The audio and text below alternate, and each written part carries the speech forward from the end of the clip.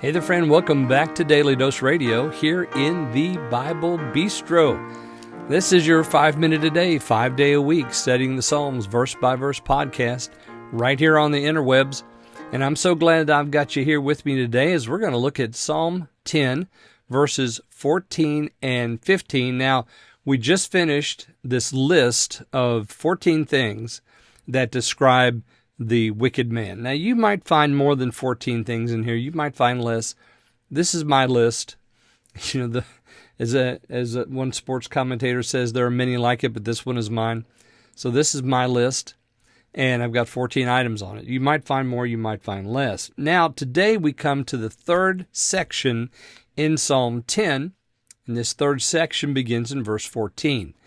So I'm going to read 14 and 15. That's our text for today. And then tomorrow we'll do 16 and 17, and then we'll finish off on Friday with verse 18. Now, this section is David's prayer and confident confession. And he's in a way, he's arguing against some of the things that the wicked man has said. Okay, well, let me just go ahead and read verses 14 and 15. Thou hast seen it, for thou beholdest mischief and spite, to requite it with thy hand. The poor committeth himself unto thee. Thou art the helper of the fatherless.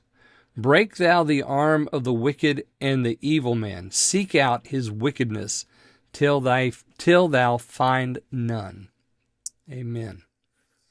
All right, well, that's verses 14 and 15 here in Psalm 10.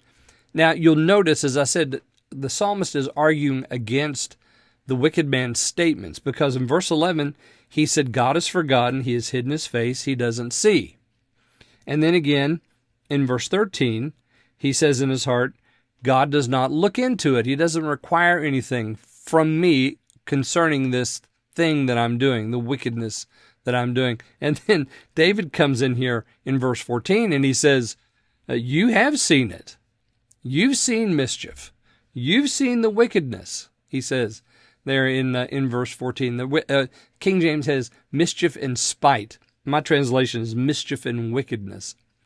And then he says, you have seen it to require it. That is, to requite it. God is going to respond to the wickedness that he's seen. So the wicked man says, oh, God's forgotten, he's hidden his face, he doesn't see. And then in 13 he says, he doesn't look into it. He's not going to require, he's not going to search it out. He's not going to search it out. He doesn't see what's going on. But of course, God does see.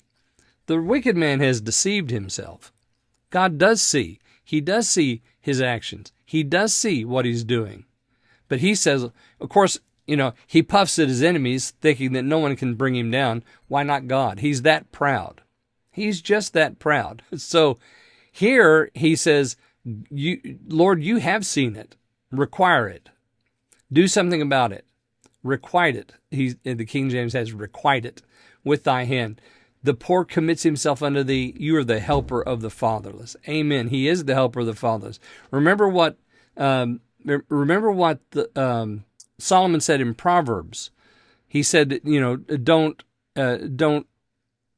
judge the poor or the innocent or the helpless in the gate, because the Lord will take up his cause against you. So the Lord's taken up he always takes up the cause of the poor and the helpless and the innocent. He always does. And then verse 15, break thou the arm of the wicked and the evil man, seek out his wickedness till thou find none. So the wicked man says God doesn't look into it. He doesn't seek it out, but he does, doesn't he? And David says right here, seek out his wickedness. You've seen it, seek it out until you find no more. So that is, find all of it, just gather it all up, heap it up, and then do something about it. And of course, the Lord does see it, and the Lord does requite, and the Lord does seek it out, because he's going to make it right. He's going to make right all that the wicked have done to the poor and the innocent and the fatherless and the widow, and everyone that's been abused in this life is going to be made right in the next. God's going to make it right. And sometimes, he makes it right in this life. Not all the time, but sometimes he does. And it's because he sees.